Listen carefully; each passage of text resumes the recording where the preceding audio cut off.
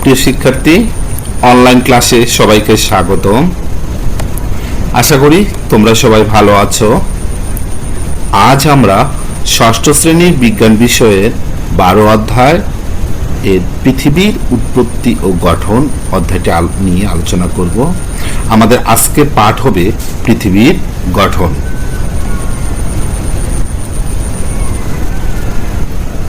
শিক্ষার্থীরা, চিত্রে তোমরা কি দেখতে পাচ্ছ? নিশ্চয় পৃথিবী। তাই আজ আমরা পৃথিবীর গঠন নিয়ে আলোচনা করব। আমাদের আজকের আলোচনায় থাকবে আমাদের বাসভূমি পৃথিবীর গঠন, বায়ুমণ্ডল, ভূপৃষ্ঠ, পৃথিবীর অভ্যন্তরীণ গঠন এবং সবার শেষে তোমাদের জন্য বাড়ির কাজ। তো চলো শিক্ষার্থীরা, আমরা আমাদের বাসভূমি পৃথিবীর গঠন নিয়ে আলোচনা করি। তোমরা জেনেছো, সৃষ্টির প্রথম দিকে পৃথিবী খুব গরম ছিল। অর্থাৎ পৃথিবী যখন সৃষ্টি হয়েছিল তখন পৃথিবী খুব গরম ছিল। স্বাভাবিকভাবে পৃথিবী ধীরে ধীরে ঠান্ডা হয়, তাই না? তাহলে এই যে পৃথিবী যখন ঠান্ডা হয় তখন এর তিনটি অংশ নিয়ে পৃথিবীর গঠন হওয়া শুরু হয়। এক হচ্ছে হালকা পদার্থ, অর্থাৎ যাকে আমরা বলি বায়বীয় পদার্থ। এই হালকা পদার্থ বা বায়বীয় পদার্থটি সবচেয়ে বাইরের দিকে অংশ তৈরি করে, একে আমরা বলি বায়ুমণ্ডল। তারপর কিছুটা ভারী পদার্থ যেগুলো তৈরি করেছে পৃথিবী পৃষ্ঠ বা ভূপৃষ্ঠ, আর সবচেয়ে ভারী পদার্থগুলো তৈরি করেছে পৃথিবীর ভেতরের অংশ। তার মানে পৃথিবীর সবচেয়ে ভেতরের যে অংশ সেগুলো কিন্তু সবচেয়ে বেশি ভারী পদার্থ।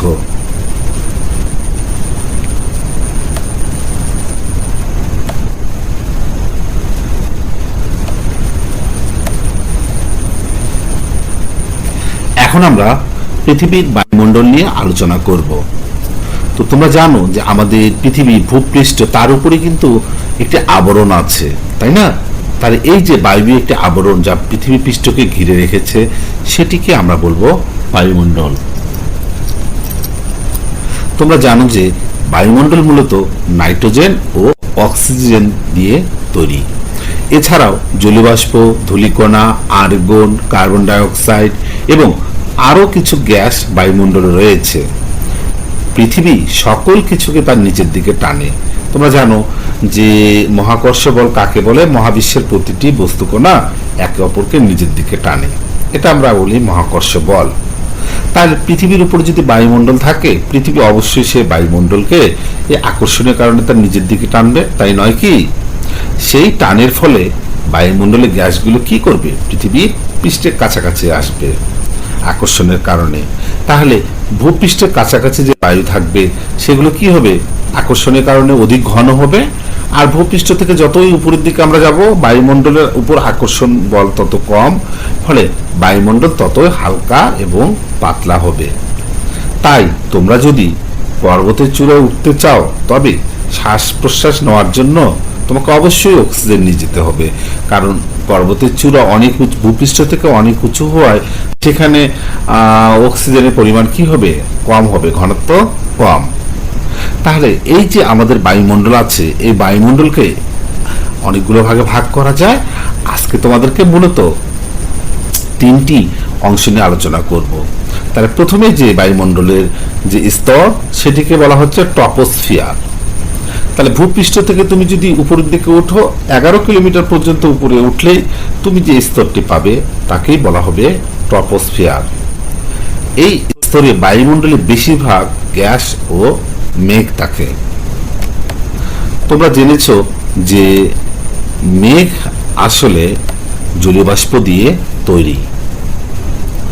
ট্রপোস্ফিয়ারের ঠিক উপরেই শুরু হয়েছে স্ট্রাটোস্ফিয়ার। এই স্তর ভূপৃষ্ঠ থেকে 50 কিলোমিটার পর্যন্ত বিস্তৃত। তার মানে ভূপৃষ্ঠ থেকে 50 কিলোমিটার যদি হয় তোমার স্ট্রাটোস্ফিয়ার, তাহলে ভূপৃষ্ঠ থেকে 11 কিলোমিটার কিন্তু হচ্ছে ট্রপোস্ফিয়ার। এখন যদি তোমাকে বলা হয় ট্রপোস্ফিয়ার থেকে স্ট্রাটোস্ফিয়ার কত দূরত্ব, তোমাকে বলতে হবে ট্রপোস্ফিয়ার থেকে স্ট্রাটোস্ফিয়ার প্রায় 39 কিলোমিটার পর্যন্ত বিস্তৃত। এই স্তরে রয়েছে ওজোন নামের একটি গ্যাস। তাহলে খুব গুরুত্বপূর্ণ একটি টার্ম যে ওজোন। ওজোন একটা গ্যাসের নাম। হ্যাঁ, এই গ্যাস কোথায় থাকে? স্ট্রাটোস্ফিয়ারে। এখন প্রশ্ন হচ্ছে যে এই গ্যাস আমাদের কি কাজে লাগে? এই গ্যাস আসলে একটা আবরণ তৈরি করে। তাহলে সূর্য থেকে যে ক্ষতিকারক রশ্মিগুলো আসে, যখন এই স্ট্রাটোস্ফিয়ার কে অতিক্রম করতে যায়, তখন এই ওজোন স্তরের কারণে কিন্তু এই ক্ষতিকারক রশ্মিগুলো ভূপৃষ্ঠে আসতে পারে না। তাহলে ওজোন স্তর আমাদেরকে কি করে? এই সূর্যের ক্ষতিকারক রশ্মি থেকে রক্ষা করে। এই স্তর এবং এর উপরের দিকে গ্যাসগুলো খুব কম পরিমাণে আছে। এখন আমরা ভূপৃষ্ঠ নিয়ে আলোচনা করব। দেখো, তোমরা দেখতে পাচ্ছ একটি পৃথিবীর সমতল মানচিত্র, তাই না? এই সমতল মানচিত্রে দেখো, দেখতে পাচ্ছ এগুলোকে কি বলা হচ্ছে? এগুলো হচ্ছে পানি, তাই না? আর এই যে এগুলো হচ্ছে স্থলভাগ। তো তোমরা দেখতে পাচ্ছ যে এখানে পানির পরিমাণ বেশি, কিন্তু স্থলভাগের পরিমাণ কি? কম। তাহলে আমরা যে বাস করি, এটা কোথায় বাস করি? আমরা ভূপৃষ্ঠের উপর বাস করি। তাহলে পৃথিবী পৃষ্ঠের উপর বায়ুমণ্ডল, আর নিচের দিকে পৃথিবীর অভ্যন্তর ভাগ। আমরা পৃথিবী পৃষ্ঠকে কেমন দেখি? পৃথিবী পৃষ্ঠ কোথাও নরম, কোথাও শক্ত, আবার কোথাও পানি দ্বারা আবৃত। পৃথিবী পৃষ্ঠ বা ভূপৃষ্ঠের 4 ভাগের প্রায় 3 ভাগ জল, আর 1 ভাগ হলো স্থল। দেখো, এই মানচিত্রটি দেখলেই কিন্তু আমরা সেটি বুঝতে পারি। ভূপৃষ্ঠের বেশিরভাগ অংশ জুড়ে রয়েছে বিশাল সাগর ও মহাসাগর। এই যে নীল দেখছো, এই যে জলরাশিগুলো, এগুলো কিন্তু হচ্ছে সাগর এবং মহাসাগর। এছাড়া আছে লেক, হ্রদ, নদী, খাল, বিল ইত্যাদি। তাহলে এরকম একটি সাগরের নাম হচ্ছে বঙ্গ উপসাগর। আসলে বঙ্গ উপসাগর কিন্তু একটি উপসাগর। কেমন? এই বঙ্গ উপসাগর কোথায় অবস্থিত? বাংলাদেশ থেকে, বাংলাদেশের আমাদের হচ্ছে দক্ষিণ দিকে কিন্তু এই বঙ্গ উপসাগর অবস্থিত। দেখো, এই যে দেখানো হচ্ছে, এটা একটি বাংলাদেশের ম্যাপ। আমাদের বাংলাদেশ উপরে উত্তর, নিচে কি দক্ষিণ। তাহলে বঙ্গোপসাগরের অবস্থান কোথায়? আমাদের বাংলাদেশ থেকে দক্ষিণে। এই বঙ্গোপসাগর কিন্তু হলো ভারত মহাসাগরের একটি অংশ। দেখো, আমরা ভারত মহাসাগর দেখি। এটি একটি মানচিত্র। মানচিত্রে যে ভারত দেখতে পাচ্ছ, ভারত দেশ, আমাদের এই যে বাংলাদেশ, এই বাংলাদেশের কাছে এখানেই হলো বঙ্গ উপসাগর। এটা কিন্তু হচ্ছে বঙ্গ উপসাগর।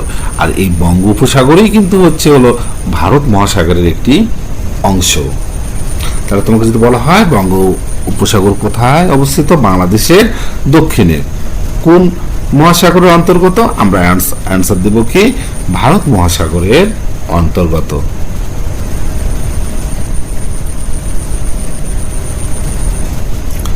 এবার চলো আমরা পৃথিবী 5টি মহাসাগরের নাম দেখে নেই। 1 নম্বরে বলা হচ্ছে, দেখো, প্রশান্ত মহাসাগর। বিশ্বের সবচেয়ে বড় মহাসাগরটির নাম প্রশান্ত মহাসাগর। তারপরে বলা হচ্ছে আটলান্টিক মহাসাগর। আটলান্টিক মহাসাগর। এবং তারপরে বলা হচ্ছে ভারত মহাসাগর। ভারত মহাসাগর তোমরা বুঝতে পারছো, এর তীরেই ভারত অবস্থিত। তারপরে 4 নম্বরে হচ্ছে দক্ষিণ মহাসাগর বা অ্যান্টার্কটিকা। এবং সর্বশেষ 5 নম্বর হচ্ছে উত্তর মহাসাগর। তাহলে আমরা জানলাম 5টি মহাসাগরের নাম। 1 হচ্ছে প্রশান্ত মহাসাগর, 2 আটলান্টিক মহাসাগর, 3 ভারত মহাসাগর, 4 দক্ষিণ মহাসাগর এবং 5 উত্তর মহাসাগর। তো এই মহাসাগরের পানিতে কিন্তু প্রচুর মাছ সহ নানান জীব বাস করে। তোমরা আসলে হয়তো দেখো যে শুধু সাগর হয়তো বা পানি, কিন্তু সত্যিকার অর্থে সাগরের মানে গহীনে, অনেক গভীরে অনেক বিচিত্র প্রাণী এখানে বসবাস করে। এবং আমাদের এই সাগর কিন্তু কাজে লাগে। সাগরের পানির উপর দিয়ে কি চলে? মালবাহী জাহাজ চলাচল করে। তবে চলো আমরা দেখে নিই নদী কিভাবে সৃষ্টি হয়। শিক্ষার্থীরা, তোমরা চিত্রে দেখতে পাচ্ছ যে এই যে ধরো এটি পর্বতের উপর এখানে কে জমছে? বরফ, তাই নয় কি? তাহলে এই বরফ যখন গলে যায়, বরফ গলার ফলে কি হয়? সরু নালার সৃষ্টি করে। দেখো সরু নালা, এই সরু নালাগুলো কি হচ্ছে? একত্রিত হয়ে এখানে মনে করো যে পানি জমে, সেটি কি হয়? সেটি একটি বড় নালার সৃষ্টি করে। আসলে এখান থেকে কিন্তু নদীর সৃষ্টি হয়। আবার এই নদী সৃষ্টি হয়ে কোথায় চলে যায়? তোমার চলে যায় সাগরে পানি কিংবা নদী নালা খাল বিল থেকে পানি কি হয়? বাষ্পীভূত হয়ে আবার মেঘ উৎপন্ন করে, বৃষ্টিপাত হয়। সেই বৃষ্টিগুলো কি হয়? একত্রিত হয়ে আবার ওই সরু নালা, এই দেখো সরু নালার সৃষ্টি করে। সরু নালাগুলো একত্রিত হয়েই কিন্তু হচ্ছিল নদীর সৃষ্টি হয়। তো আমাদের দেশের উত্তরে কোন পর্বত রয়েছে? আমাদের দেশের উত্তরে রয়েছে হিমালয় পর্বতমালা। এই পর্বতমালার চূড়ায় কি থাকে? বরফ থাকে। এখন ঠিক একই নিয়মে এই বরফগোলা পানি কি হয়? পর্বতের গা দিয়ে নেমে আসে, তখন সরু নদীর সৃষ্টি হয়। এই সরু নদীর সাথে এই দেখো বৃষ্টির পানি একত্রিত হয়ে নদী বড় হতে থাকে।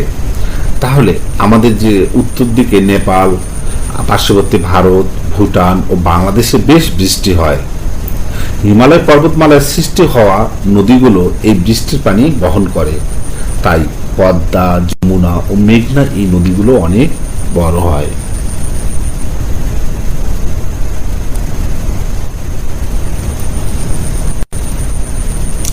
শিক্ষার্থীরা, আমরা এখন পৃথিবীর অভ্যন্তরভাগ নিয়ে আলোচনা করব।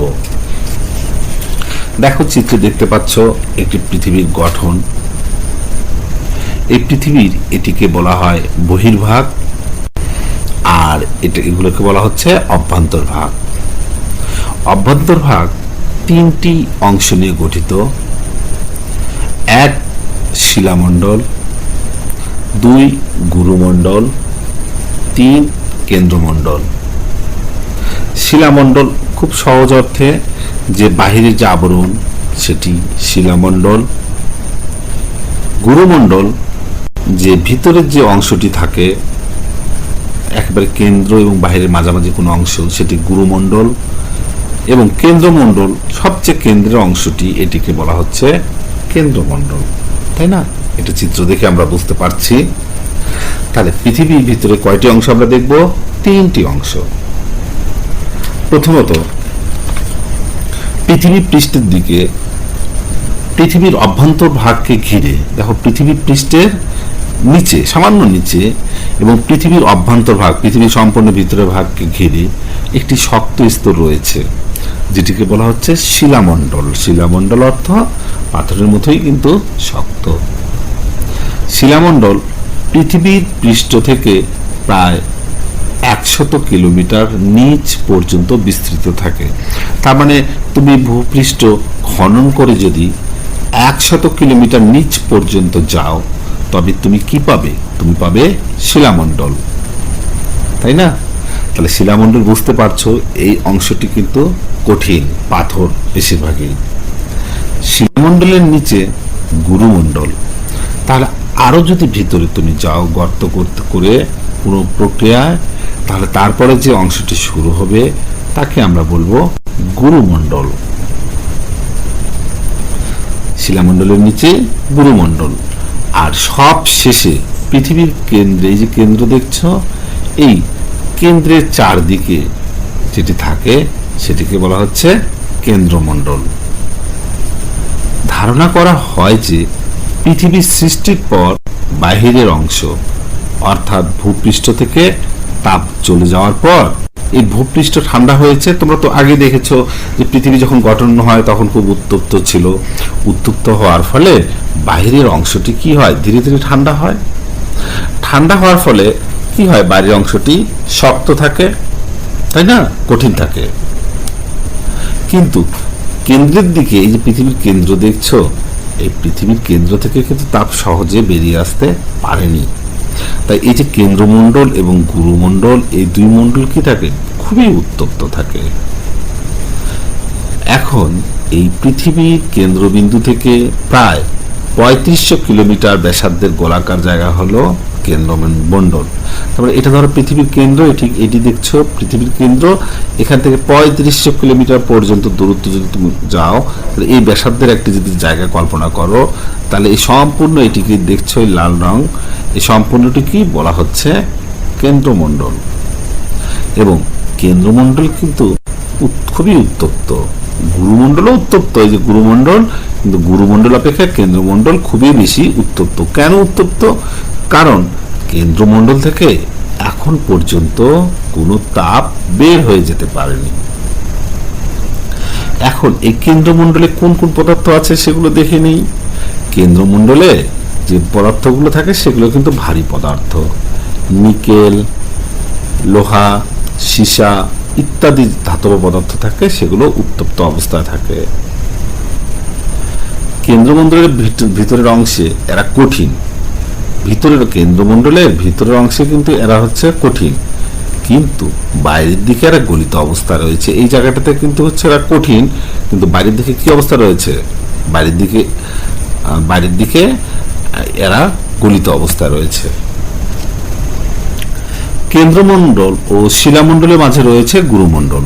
তাহলে ভেতরটা তো কেন্দ্রমণ্ডল, বাইরে থাকলো শিলামণ্ডল, আর এর মাঝামাঝি যে অংশটুকু দেখছো, এই যে অংশটুকু দেখছো, এই অংশটুকুকে বলা হচ্ছে গুরুমণ্ডল। অর্থাৎ গুরুমণ্ডল কোথায় অবস্থিত? কেন্দ্রমণ্ডল ও শিলামণ্ডলের মাঝে। তাহলে এই যে বর্ণ দেখছো, ধূসর বর্ণ, এটাকে বলা হচ্ছে গুরুমণ্ডল। তাহলে গুরুমণ্ডল বেশিরভাগই কিন্তু হচ্ছে কঠিন। এই গুরুমণ্ডলের এই জায়গাটি, এটিও কিন্তু হচ্ছে কঠিন, কিন্তু এর মাঝখানে কিছু অর্ধগলিত পদার্থ রয়েছে। বিজ্ঞানীরা ধারণা করেন যে আগ্নেয়গিরির যে উদগীরণ হয়, সে আগ্নেয়গিরির উদগীরণ এই গুরুমণ্ডল অংশ থেকে কিন্তু বের হয় এবং এখান থেকে লাভা বের হয়ে আসে। তাহলে আমরা পৃথিবীর অভ্যন্তর ভাগ সম্পর্কে অনেক কিছু জানলাম। এখন এই যে তুমি যদি মনে করো যে আমি পৃথিবী পৃষ্ঠ থেকে গর্ত করে পৃথিবীর কেন্দ্রের দিকে যাব, আসলে এটি সম্ভব না। পৃথিবীর পৃষ্ঠ থেকে তোমরা খুব একটা বেশি দূর ভিতরে প্রবেশ করতে পারবে না। তবে বিজ্ঞানীরা বিভিন্নভাবে পৃথিবীর অভ্যন্তর সম্পর্কে জানতে পেরেছেন। আসলে পৃথিবীর ভিতরটা কেমন, তার শিলা প্রকৃতি কেমন, তার টেম্পারেচার কেমন, কতদূর পর্যন্ত যাওয়ার পর আনুমানিক কতদূর পর্যন্ত যাওয়ার পর হচ্ছে আমরা গলিত এবং লাভা পদার্থ পাবো, এগুলো সম্পর্কে বিজ্ঞানীরা মোটামুটি একটি ধারণা পেয়েছেন। কেমন? তো শিক্ষার্থীরা, আমরা আলোচনার শেষ পর্যায়ে। তোমাদের জন্য এখন একটি বাড়ির কাজ। বাংলাদেশের প্রথম পর্বত আরোহী মুসা ইব্রাহিম একবার একটি পর্বতে আরোহণের জন্য প্রস্তুতি নিলেন। প্রস্তুতি হিসেবে তিনি সাথে অক্সিজেন সিলিন্ডার নিয়ে নিলেন। কোনো সমস্যা ছাড়াই মুসা ইব্রাহিম পর্বত আরোহণ সম্পন্ন করলেন।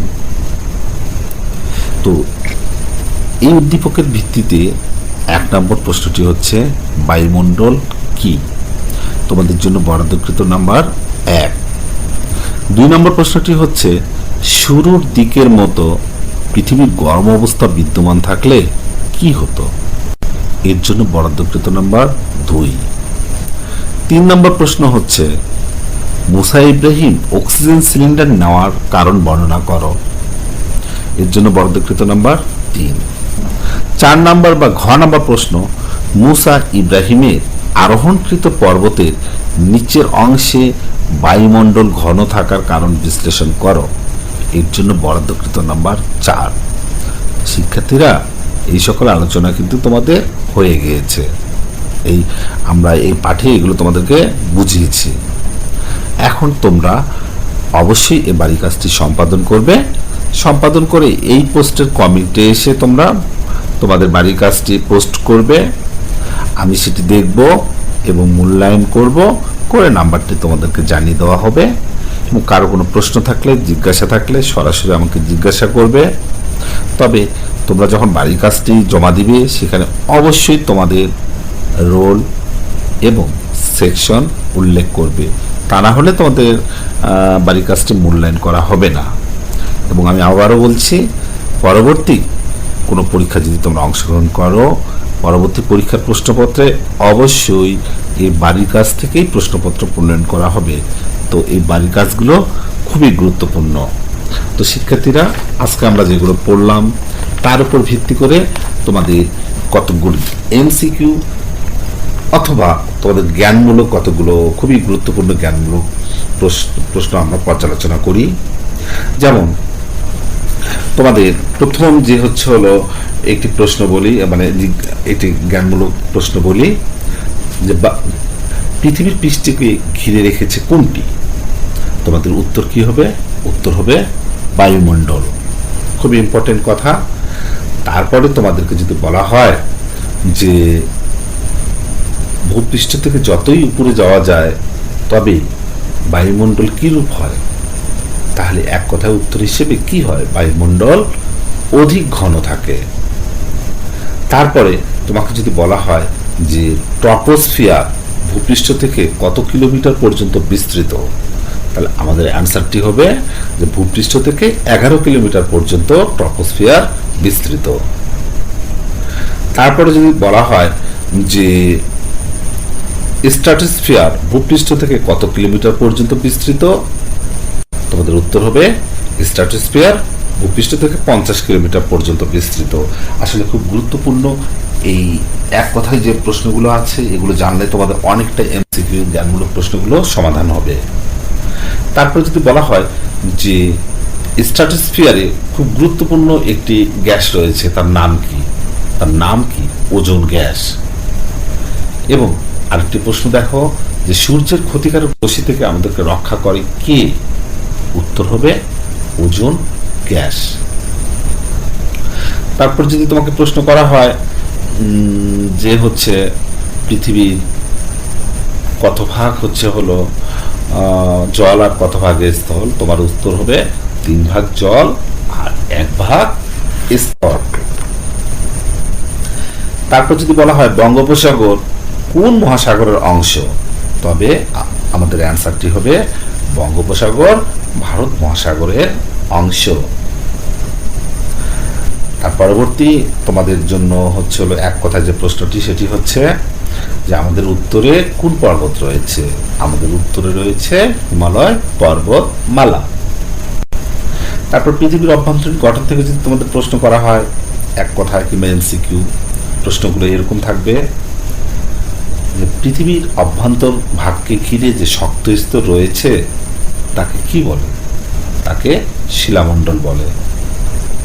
তারপরে যদি বলা হয় শিলামণ্ডল পৃথিবীর পৃষ্ঠ থেকে কত কিলোমিটার পর্যন্ত বিস্তৃত, আমরা বলবো শিলামণ্ডল পৃথিবীর পৃষ্ঠ থেকে প্রায় 100 কিলোমিটার পর্যন্ত বিস্তৃত। তো এরকম অনেকগুলো জ্ঞানমূলক প্রশ্ন আছে, তোমরা এগুলো দেখে নেবে। এগুলো খুবই ইম্পর্টেন্ট আর এমসিকিউ জন্য ইম্পর্টেন্ট। তো অবশ্যই শিক্ষার্থীরা তোমরা এই বাড়ির কাজটি সম্পাদন করবে। সবাই ভালো থাকবে এবং এই ক্লাসটি মনোযোগ সহকারে দেখার জন্য তোমাদের সকলকে ধন্যবাদ। বাসায় থাকবে, পড়াশোনা করবে, সবাই ভালো থাকবে। আল্লাহ হাফেজ।